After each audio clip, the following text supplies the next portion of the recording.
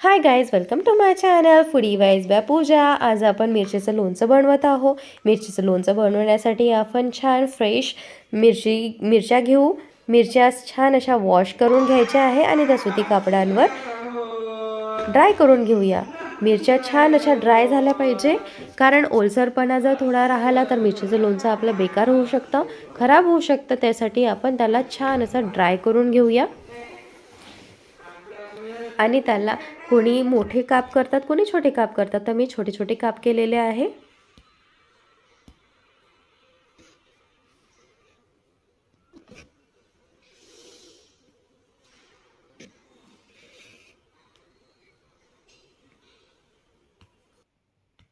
आता आपण मसाले तयार करून घेऊया. मसाल्यासाठी मी धने, सौंफ, मोहरी, जिरं, मेथीदाणे आणि काही काळे मिरे घेतलेले आहे.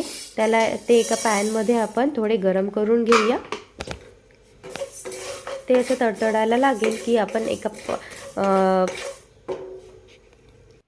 पॅनमध्ये त्याला थंड झाल्याच्या नंतर मिक्सिंग जारमध्ये बारीक करून घेऊया. बघा, तर हे मसाले आपण थोडे जाडसरच बारीक केलेले आहे. आता एक पॅनमध्ये ऑइल घ्यायचं, त्यामध्ये हिंग घालायचा, थोडं लाल तिखट आणि थोडी हळद. छान असे मिक्स करून घेऊया. तेल गरम झालं की आपण त्याला थंड व्हायला ठेवून देऊया.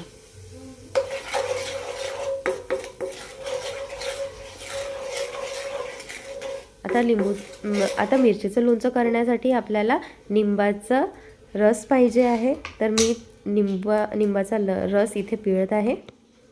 2 निंबू घेतलेले आहे आणि मी त्याचा रस पिळत आहे.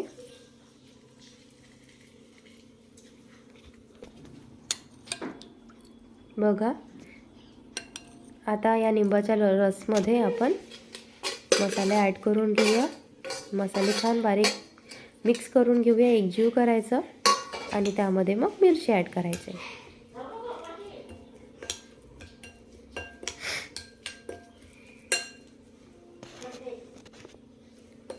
मिरची पण छान मिक्स केल्याच्या नंतर आपण जे ऑइल थंड झालेलं होतं ते पण ॲड करून घेऊया आणि छान असं मिक्स करून घेऊया.